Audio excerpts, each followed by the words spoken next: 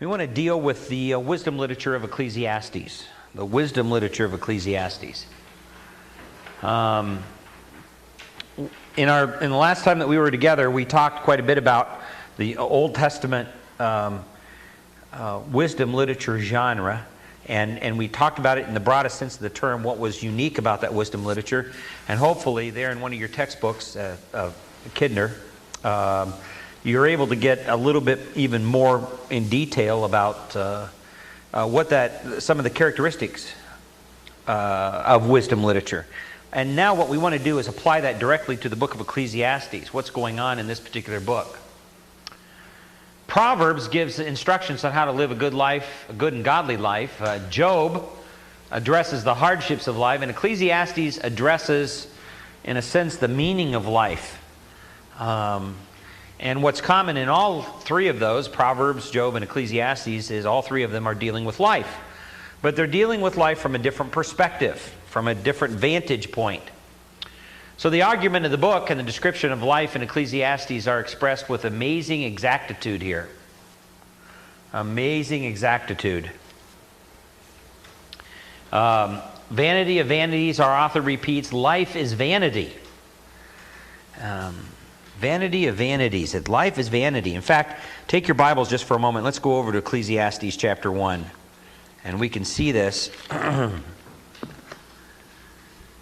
right in verse 2, after the author broadly, in the broadest sense of the term, introduces himself in verse 2. Vanity of vanities, says the preacher, O Kohelet. Vanity of vanities, all is vanity. And the Hebrew word for vanity, you've probably heard this described before, is the word for breath. Breath, breath, it's all breath. And it emphasizes the fact that life is temporal. It's not always there. Life sometimes, and the things of life can look permanent, but in reality, they're not necessarily permanent. Will? Is that the same word used for spirit? Ruach? Ruach, spirit. Is that the same word? Breath or life. I don't have my Hebrew Bible with me. You're pointing at notes right there. Ruach can mean breath too. Yeah, that's what I'm thinking of. Yeah. Breath. Yeah. Vanity would Breath or wind. It can mean wind. Vanity has a similar idea to it. It is if you go outside on a cold morning and breathe, and you see your breath, and it looks like something, and then it's gone. That's the idea behind it. All right, that's the concept that's there. Man's wisdom in chapter 2, verses 14 through 16 is temporal, or it's vain. Man's wisdom is vain. Man's labor is vain, chapter 2, verses 18 through 23. Man's accomplishments are vain, chapter 2, verse 26. Man's existence is vain, chapter 3, verse 18 through 22. Man's rivalry is vain, chapter 4, verse 4. Man's self-centered sacrifice is vain, chapter 4, verses 7 and 8. Man's ability and power is vain, chapter 4, verse 16. His greediness is vain, chapter 5, verse 10. His material acquisitions are vain, chapter 6, verses 1 through 12. And the last one, man's religion is vain, chapter 8, verses 10 through 14. So you can see how the writer of Ecclesiastes views all of these things about man, his accomplishments, his life, as being like a breath. It's there for a moment and it's gone. Vanity, vanity. I like the reference, soap bubbles, it's all soap bubbles.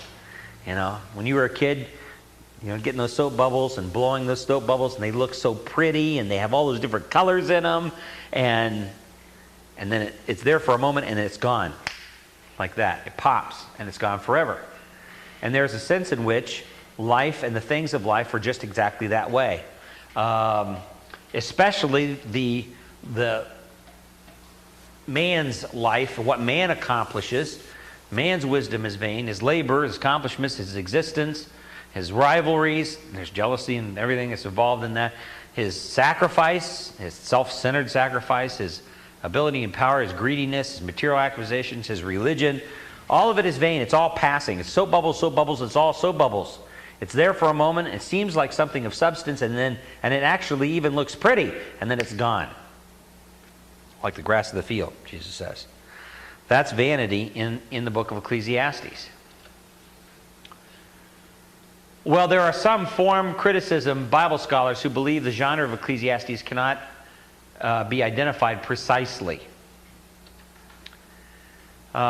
This is an important discussion. As we established earlier, your identification of the book's genre affects your interpretation and application of the text. How you identify the genre will affect what you think the book is saying. And as we have suggested before, we believe that this fits. We would disagree with this first statement by Murray in the book Wisdom Literature, that we believe that it can be identified. But there are some who think that it can't. For instance, the Song of Solomon. Because of cultural sexual taboos, there are many who took the Song of Solomon for many, many years and, in a sense, de-sexed the interpretation of it and labeled it an allegory. But in reality, it belongs to a very specific genre of love poetry.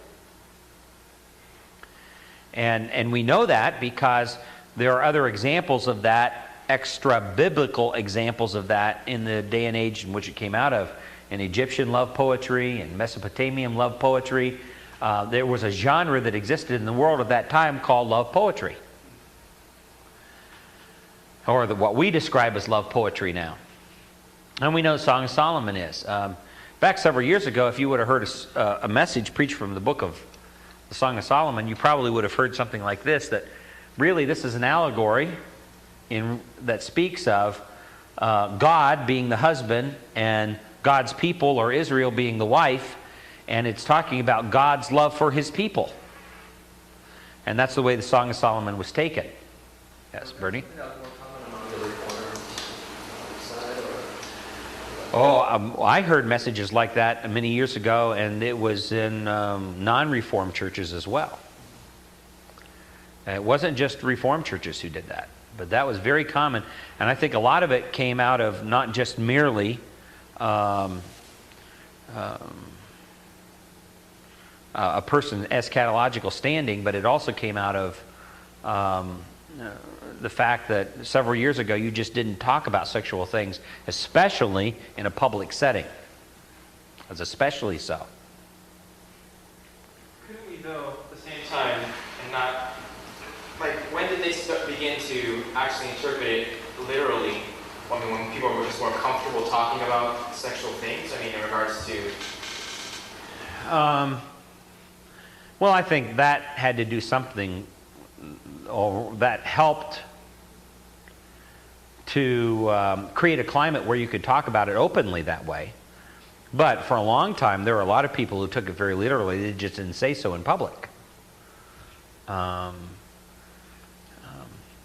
And the more we study and understand the Old Testament and literary forms that are a part of the Old Testament, the better we understand the Old Testament. In this case, love poetry and what occurred during that time. So that helped to reinforce the idea that, hey, this is an actual piece of poetry written by Solomon to his lover. That's what it is. You know. That was the Song of Solomon. Well, the book of Ecclesiastes is a specific type of genre. It is a wisdom genre.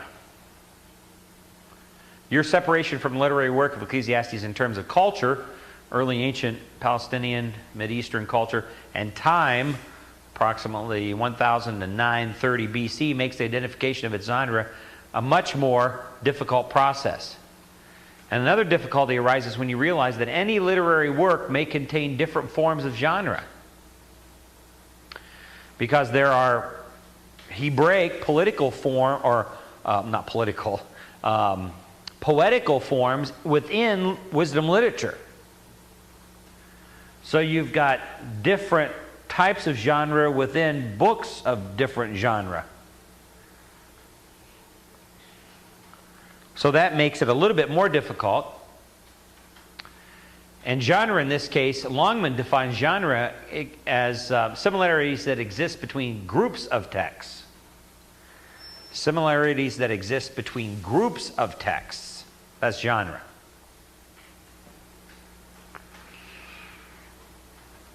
Now, we're not telling you all of this information to confuse you about the book of Ecclesiastes, but we do want you, when you do approach it and you go into the book, we want you to be able to, we're trying to give you tools to help you to understand it better, to interpret it more precisely. What was the authorial intent of the writer originally?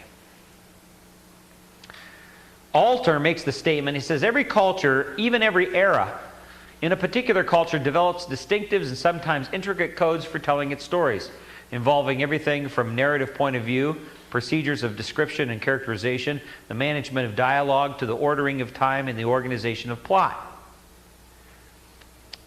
Every culture has that. We have that in our culture.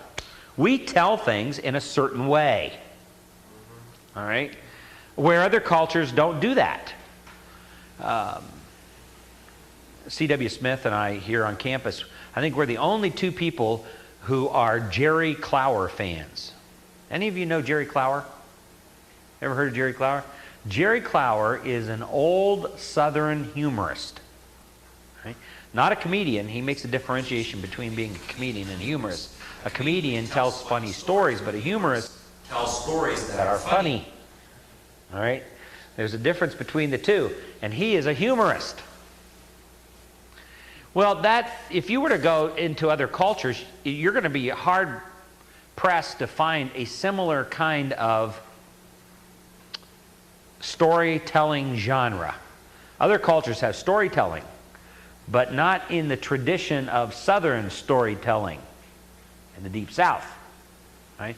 And Jerry Clower tells some great Southern stories. Right? And I can sit back and listen to him for hours tell these stories and just laugh at some of the things that went on in some of the stories. Every culture has genre. Back 200-300 years ago, if you would have mentioned to your great-great-grandfather, grandmother that you read the morning cartoons, they would have looked at you with eyes crossed. What is a cartoon? They didn't know cartoons back then. They had some political drawings back then, but they didn't have cartoons as a developed genre like we have today. It's a whole genre. That's the first thing my twin boys, read in the morning. They're cartoons. It's a genre. Even the telephone book is a genre. You don't read the telephone book the same way you read cartoons.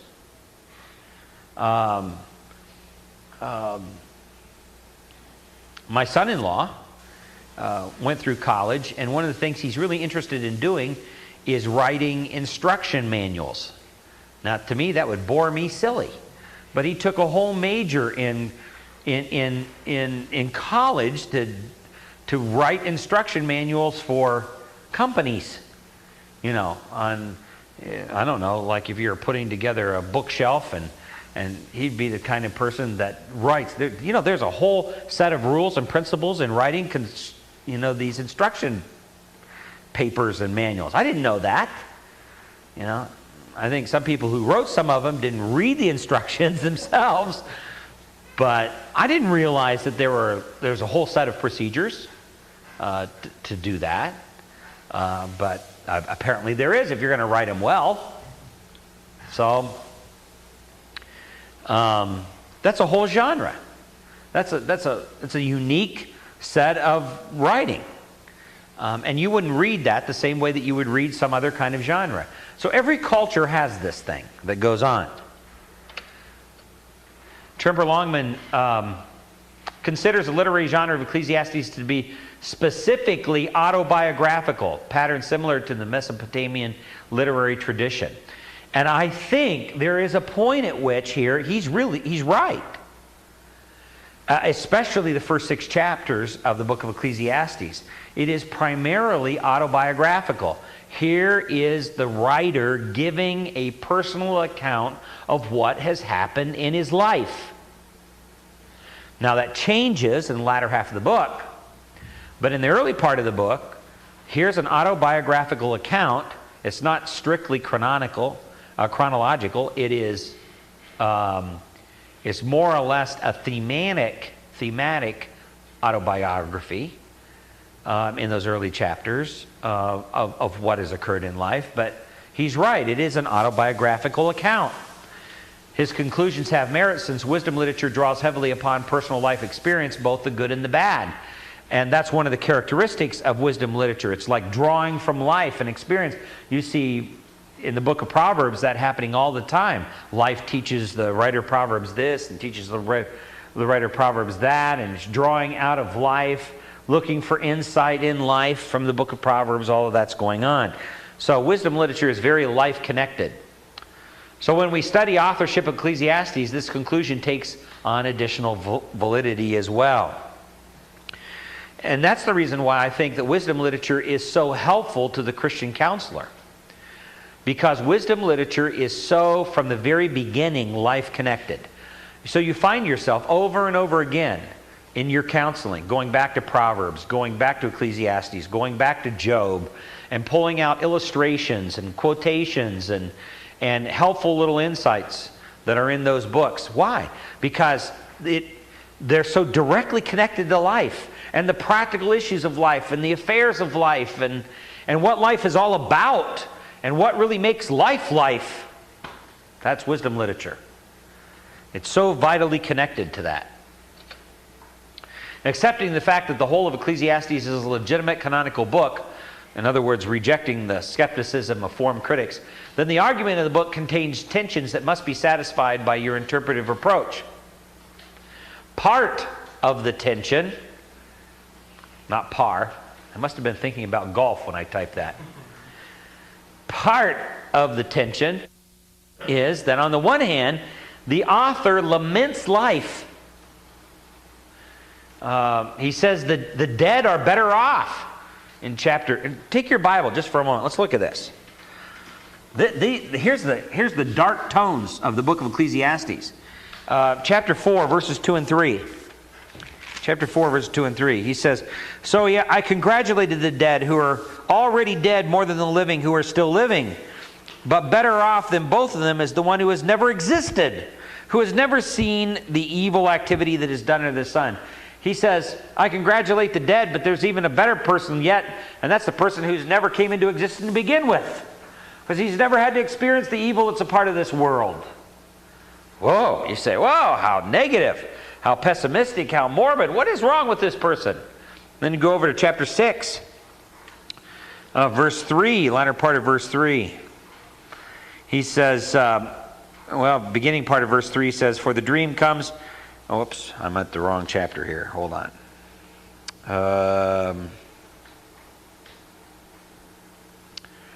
In verse 3. "If a man favors 100 children, or fathers 100 children, and lives many years, however many they may be, but his soul is not satisfied with good things, and he does not even have a proper burial, then I say, better the miscarriage than he." So better a miscarriage of a baby than living through life, even though he's fathered 100 children. Verse 4. "For it comes in futility and goes in obscurity," that is the miscarriage, "and its name is covered in obscurity. It never sees the sun, and it never knows anything. It is better off than he." I'm talking about dark tones. I'm talking about a person who's really down. And then go over to chapter 7. Verse 1. The latter part of verse 1 says, "And the day of one's death is better than the day of one's birth." Verse 2 says, "It's better to go to the house of mourning than to go to the house of feasting, because that is the end of every man, and the living takes it to heart. Sorrow is better than laughter, for when a face is sad, a heart may be happy." And then he says, "And the mind of the wise is in the house of mourning." You know, Solomon, or whoever wrote this book, we haven't talked about that, but I've already given away my opinion on that. Whoever wrote this book is a mighty morbid person. I mean, all he's doing is just dwelling upon the negative, pessimistic, depressing things of life. See, that's part of it. So on the one hand, you've got the author who laments life, but then on the other hand, you've got a reader who's encouraged to enjoy life as a gift from God. Go over to chapter 2 and verse 24. 2 and verse 24. He says, "There is nothing better than for a man to eat and drink, and to tell himself that his labor is good. This also I have seen, that it is from the hand of God." 4, verse 25, "Who can eat and who can have enjoyment without him?" You know, what's the King James say? Who can have enjoyment more than I? Oh, that is different. Yeah. All right, and then go over to chapter 7 and verse 14. He says, in the day of prosperity, he says, "Be happy. But in the day of adversity, consider God has made the one as well as the other." That is such a powerful verse. I don't know how many times I've used that particular verse in counseling. It's a very powerful verse, and if you're able to use it in counseling within its context, and argue the context, it's even more powerful. The day of prosperity, be happy. So he's talking about enjoying life. Then go over to chapter 9 and verse 7. "Go then," he says, "eat your bread in happiness. Drink your wine with a cheerful heart, for God has already approved your works. Let your clothes be white all the time," which was a sign of rejoicing in those days. "And let not oil be lacking on your head." That's a sign of celebration. And then verse 9, he says, "Enjoy life with the woman whom you love all the days of your fleeting life, which he has given you under the sun. For this is your reward in life."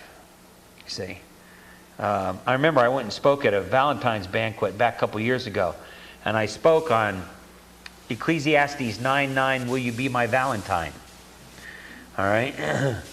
Ecclesiastes 9:9, "Will you be my Valentine?" which talks about enjoy life with the woman whom you love all the days of your fleeting life, which he has given you under the sun.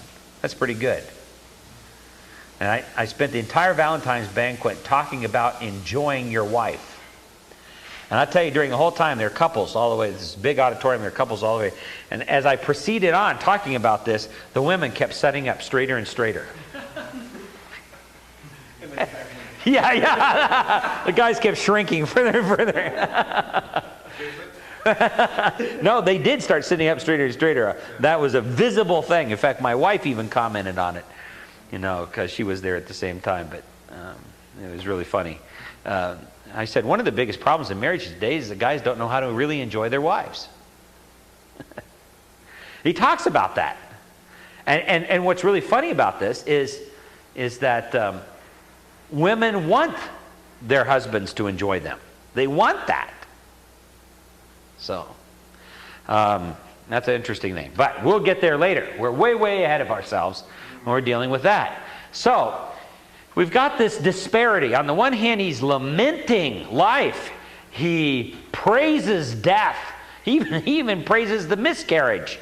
and he talks about the person who is never even conceived in the first place is better off than the person who was conceived. He talks about that on the one hand. On the other hand, then he talks about enjoying life, being happy with the prosperity that God has given you, enjoying your wife, eat, drink. This is what God has given you in life. So you got these two things operating, and he sounds like he's bipolar. Okay? On the one hand, he's way up here, and he's down here, and then he's back up here again, and he's down. He's nothing but extremes in his life. All right, this guy is manic. Isn't manic and bipolar psychological? Yeah. I said it sounds like. I said it sounds like, okay? I just use that terminology because you're used to it in our culture. See, I'm just identifying with the culture. Yeah, to our shame. Yeah, that's it. Okay. There are two interpretive approaches then. There is a view of Ecclesiastes which deals with the fact that what really Ecclesiastes is all about is the author's internal struggle with life. There is this internal struggle that he is battling with. Hence he's bipolar. Ecclesiastes is the misgivings of a man who is unhappy with life under the sun. It is the groanings and travailings of an exceptional mind. It's the groanings and travailings of an exceptional mind. And you know, what's kind of interesting about that is that there's a touch point of truth that everybody can relate to there. You know, there's a movie that came out not long ago called A Beautiful Mind. It's about the Nobel Prize winning Dr. Natch. And, you know, there are some people who believe that the extraordinarily intelligent people, the people with IQs 150 plus, those are the kind of people who are on the edge of insanity. They're incredibly, incredibly intelligent about many things in life, but they're also, they don't have a balanced mental life. And there are some people who view the book of Ecclesiastes this way. They see it as this internal struggling of this intensely intelligent man. I mean, the intelligence of this book comes through. I mean, it just screams at you because it's just well put together. The argument is there is a serious depth to this argument. And so they say, well, this is really the groanings and travailings of an exceptional mind. You know, of someone who's just on the edge. You know, just incredibly intelligent, but on the edge. And they would say, well, somewhat, that's a lot like Solomon was, because God granted him so much wisdom. But there is another approach as well, and that is you've got an intelligent author that really confronts the materialistic mind. An intelligent author who really confronts the materialistic mind. And in that sense, Ecclesiastes really is a theistic apologetic. It's a theistic apologetic to, in a sense, break the attachment that the heart and the mind of man has towards all the things that are a part of this world. And in fact, the early book of the early part of Ecclesiastes becomes an autobiographical apologetic, because the author uses his own life as an illustration on how things can go wrong, so horribly wrong in life. So it becomes a theistic autobiographical apologetic. And here, what the author really wants to do is force the secular mind to face the logical ends of their cosmology. Now, when I say secular mind, I don't necessarily mean here, if you take a look at it, I don't necessarily mean that this is an unbeliever. But I do mean by this that this particular person thinks like an unbeliever. It's the secular mind. All right? And a person who thinks like an unbeliever is a person who is attached to the things of this earth. The whole significance of all of life is the here and now. And life now. So the true reality of life under the sun is not a pretty picture, and that's one of the reasons why, on the one hand, he's able to say death is better than life. And the reason why he's able to say that is because if you look at things from purely a materialistic viewpoint, under the sun, then it's true. You become a nihilist. You become a person who realizes there is no meaning to all of this in and of itself, by itself, without any reference to God. But then there is repeated exhortation to reinterpret life from the basis of being under heaven, so to speak, instead of under the sun. And when you do it under heaven, with that umbrella, with God in the picture, then you can really enjoy life. You can enjoy the things that God has given. And you can enjoy your wife. All right? Properly, in the right way. So, there's two approaches that we could take here, and I think I'm already betraying which one I take. I think it's the second one. So Ecclesiastes' flow of thought does not fit well the journaling of an old man racked with discouragement and despair. I think that's the first view. This is the rantings of an exceptional mind, but an old man who's just despairs about life. That's all he does. And it's just a simple philosophical despair. Ecclesiastes is a description of a man in deep depression. I don't think that that's as much the case as it is an autobiographical account that's turned into an apologetic to show how he had been in depression, that is the author, and now does not want the reader to follow the same path of life that he does or has.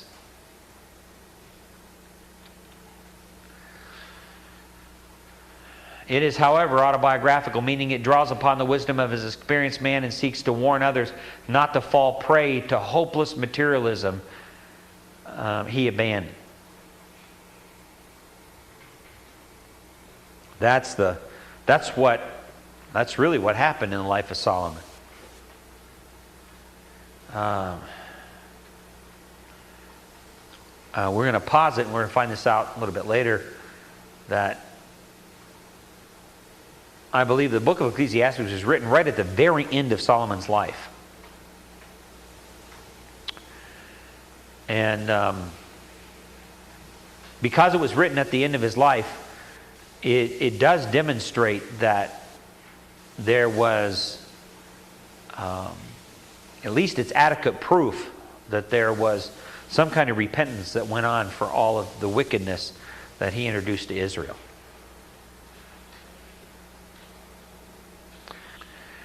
Therefore, there is purpose to his negativism and pessimism. These darker tones are intentional, that is, to drive man to the necessary ends of his philosophy of life, and that end is not necessarily a pretty picture at all.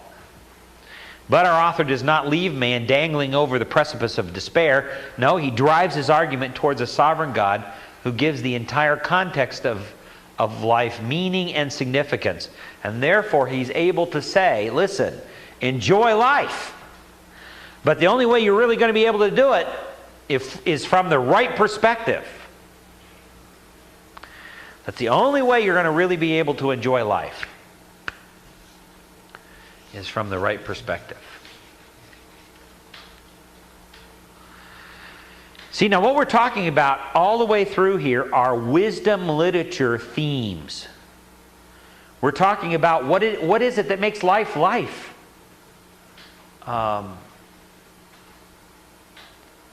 What is the significance of life? What is the meaning of life? How is it that man in his sinfulness can get so distracted by the materialism that's a part of this world? All that stuff that's under the sun. How is it that he can get that way?